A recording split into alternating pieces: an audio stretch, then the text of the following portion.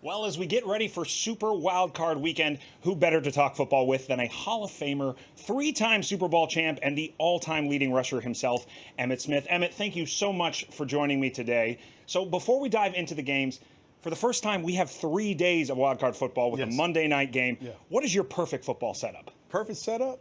Obviously, you got to have something messy, whether it's wings with a bunch of sauces, or you can have some dips and all that kind of stuff, cheese and everything. Anything that's messy is good on football Sunday or football Monday. And so for me, if you got to have that, you can't have wings and football without having wings and bounty. Yes, sir. So at the end of the day, when you're making a mess, you want to have bounty in your hands so you can wipe your hands off, wipe your mouth off, and be ready to cheer because you're going to be so excited about what's about to happen on the football field. You pick the right guy to pitch bounty to. My friends, I spill so much that they call it the Sook seal when I get a stain on my shirt. So I'm a big proponent of bounty and of course wings. Now on to the games themselves. 3 teams from the NFC East in the playoffs this year with the Giants, the Eagles, and of course the Dallas Cowboys. First time since the 07-08 season. What are your thoughts on the division this year? How impressed are you? Well, I think we made tremendous strides over the recent years because obviously you said 3 teams are in the playoff right now from the NFC East. It's been a long time since that has happened. And so the Eagles obviously are flying pretty high right now. My Cowboys are kind of sputtering into the playoff. The Giants have made tremendous improvement. And so for us, I'm excited because we got 3 teams from the NFC East that has the potential to go on and contend next week. Hopefully my Cowboys is one of those teams. I hope right there with you. So let's start with the Cowboys. Eagles on a bye this week. So the last time they won a road playoff game, you were on the team, Emmitt. 1993 against the 49ers. Now they're going up against Tom Brady, who is 7-0 against the boys. How are you feeling about our Cowboys this week? Well, like most folks, over recent weeks, the Cowboys have sputtered a little bit on offense, and Dak have made some turnovers here and there. We fumbled the ball and so forth. Can that get corrected? Yes, it can.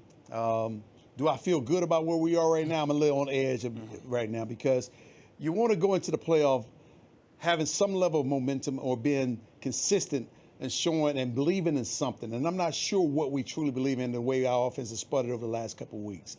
And so we are going against Tom Brady, who's 7-0 against us.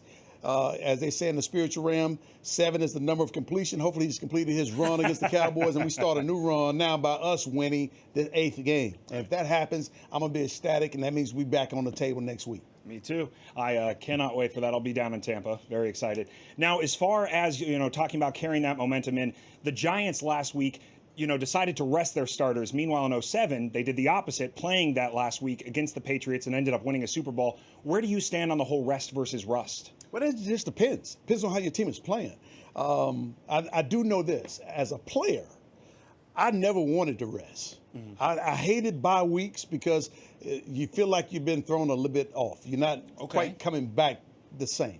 I like to stay in the rhythm. I like to stay in groove. I like things to stay consistent. And if I can keep those things consistently, then I can go into the game with a level of confidence that I don't have any rust on me. So, and the only way you eliminate rust is to practice as if you are actually in the game. Give me the helmets, give me the shoulder pads, give me the full gear. Let us go out in the week, have one day of bang, bang, banging, and then we can pull things off and pull back. As long as I get that bang, I'm good. So I'm not sure how things are rolling right now, but for the Giants, I think to bring guys in, it could be a little bit of a ham and egg here, or a little chicken and egg if you want to, because sitting sometimes players have the tendency to get a little relaxed and get out of sync. And I'm not sure if the Giants can afford to have that. Gotcha. Now, sticking with the Giants, obviously on the road in Minnesota, but a lot of people not very impressed with this Minnesota team and their points differential. What do you think on that matchup? Well, Minnesota is a team that has been like an enigma most of the season, but they have a great record. So enigma or no enigma, that means that they can play. They deserve to be there. So being on the road is going to be a tough task for the Giants. Being at home, well, I think Minnesota has enough to compete. For sure. Now, against the Giants, you happen to have quite the resume. In your 25 games, 24 touchdowns, over 2,000 yards. You've even been called a giant killer here around the office. How about that? How about that? More than 22, which happens to be a pretty good number. What is it about that rivalry that got you and the Cowboys so fired up, and on the opposite side, the Giants fired up to play you? When you're playing against New York Giants, and you're playing up here in New York, you're playing in front of the world's biggest, largest media conglomerates are all up here. And everything hits here and goes everywhere globally. So you definitely want to perform at your best when you're playing in front of a media capital of the world. And so for me, it was coming in and we had something to prove because I knew that the Giants were going to be a formidable opponent for us. And I wanted to go out and give my best performance every time I played against them. And not necessarily just the Giants, but that was anybody that we played. It just so happened to be in New York City on Monday nights where I was able to dominate certain things. But I did not do all that domination by myself. I had great teammates. We had a great team. We had great coaches. And we had a great system that afforded everybody to have success on the football field.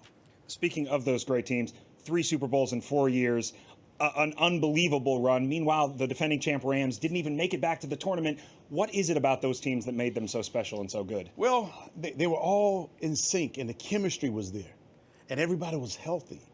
Now you have Matthew Stafford that's been out. And you also had Odell Beckham that's not on that team. And that can throw the chemistry off a little bit. Any teams in the current playoffs that remind you a little bit of your Cowboys teams? The Eagles. Okay. The Eagles, because they play the most consistent football most of the year.